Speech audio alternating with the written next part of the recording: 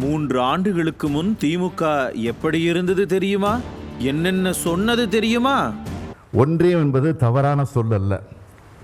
மாநிலங்கள் ஒன்று சேர்ந்ததுதான் அதனுடைய பொருள். ஒன்றியம் என்ற வார்த்தையை பார்த்து யாரும் மிரள தேவையில்லை.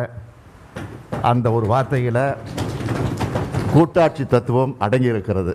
அதற்காகத்தான் அதை நாங்கள் பயன்படுத்துவோம், பயன்படுத்தி கொண்டே இருப்போம். இப்படி சட்டமன்றத்தில் வாய்கிழிய பேசிய திமுக 3 ஆண்டுகள் கழித்து இப்போது எப்படி பேசிக் கொண்டிருக்கிறது தெரியுமா? மத்திய அரசுடைய விழா நீங்க சொல்லிருந்தீங்க, நாணய வெளியீட்டு விழாவை. ஆனா மத்திய அமைச்சர் எல் முருகன் இந்த விழா மாநில அரசோட ஏற்பாடு அப்படின்றாரு. மத்திய அரசுடைய கட்டுப்பாட்டில் இருக்கிற அந்த நிகழ்ச்சியை தமிழக அரசு நடத்திச்சு வந்தது. அதிமுக ஆட்சியில் இருக்கும்போது எப்போது யார் என்ன பேசினாலும் பாஜகவுக்கு சாமர வீசுறாங்க, ஐயோ அம்மம்மா வாங்க வாங்க என்றெல்லாம் கதறிக் கொண்டிருந்த திமுக இன்றைக்கு ஒன்றிய அரசு என்ற பதத்தை சைலண்டாக மத்திய அரசு என்று மாற்றிக்கொண்டது. பாசிச பாஜக என்ற சொல்லை கஜினி சூர்யா போல மறந்தே விட்டது. அதுவும் மத்திய அரசுக்கு திமுக கொடுக்கும் முரட்டு முட்டு இருக்கிறதே, அடே யப்பா, இது நம்ம லிஸ்ட்லயே இல்லையே என்ற ரேஞ்சு தான். ஒரு பக்கம் டிஆர் பாலுவோ பாஜக தமிழ்நாட்டை வஞ்சிக்கவில்லை என்கிறார்.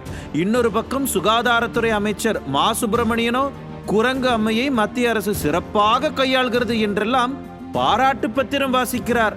அன்று பாசிச பாஜக என்று சொல்லிவிட்டு இன்று இப்படி எப்படித்தான் திடீரென மத்திய அரசு மீது இவ்வளவு பாசம் வந்தது திமுகவுக்கு?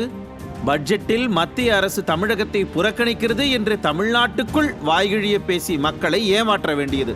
தமிழ்நாட்டை தாண்டினால் மத்திய அரசை கண்டு அஞ்சி நடுங்க வேண்டியது. பணிந்து குனிந்து கும்பிடு போட வேண்டியது. இதை பார்த்துத்தான் நீரிலும் நிலத்திலும் வாழும் உயிரினங்களை இருவாழ்விகள் என்று அழைப்பார்களே, இப்போது அந்த சொல் யாருக்கு பொருத்தமாக இருக்கும் என்று கேள்வி மேல் கேள்வி கேட்கிறார்கள் உற்று நோக்கும் தமிழ்நாட்டு மக்கள். எதிர்க்கட்சியாக கோபேக் மோடி சொன்னவர்கள் ஆளுங்கட்சியானதும் கேலோ இந்தியாவை தொடங்கி வைக்க, செஸ் போட்டி நடத்த, கருணாநிதி நாணயம் வெளியிட பாஜகவின் அமைச்சர்களை பிரதமரை சிறப்பு விருந்தினராக அழைக்கிறார்கள் என்றால் நாம் தெரிந்து கொள்ள வேண்டாமா? பாஜகவோடு திமுக காட்டுவது இணக்கமா இல்லை நடுக்கமா என்று?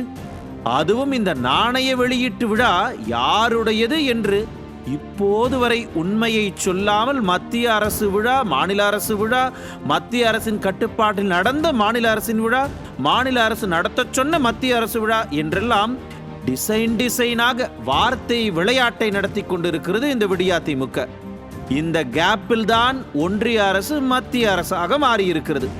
முதலமைச்சர் மட்டுமல்ல, அமைச்சர்கள் முதல் எம்பிக்கள், எம்எல்ஏக்கள் என்று திமுகவின் ஒட்டுமொத்த கூடாரமுமே இப்போது மத்திய அரசுக்கு முட்டுக் கொடுக்க ஆரம்பித்து விட்டதை பார்க்கும்போதுதான் அதிர்ச்சி அதிர்ச்சி அதிர்ச்சியோ அதிர்ச்சி. அன்றைக்கு வார்த்தைக்கு வார்த்தை ஒன்றிய அரசு என சொல்லிவிட்டு இன்றைக்கு மத்திய அரசு என மாற்றிக்கொண்டது ஏன்? பாஜகவுக்கு அடிமை சாசனம் எழுதி கொடுக்க தயாராகிவிட்டதா விடியா திமுக? கொஞ்சம் கொஞ்சமாக வெளிச்சத்துக்கு வருகிறதா திமுகவின் இரட்டை நிலைப்பாடு? ஒன்றிய அரசு மத்திய அரசாக மாறியதன் பின்னணியில் இருக்கும் அரசியல் என்ன என்பது இன்னும் கொஞ்ச நாட்களில் தெரியத்தானே போகிறது. நியூஸ் ஜே செய்திகளுக்காக இணையாசிரியர் மனோஜ்குமார் கோபாலன்.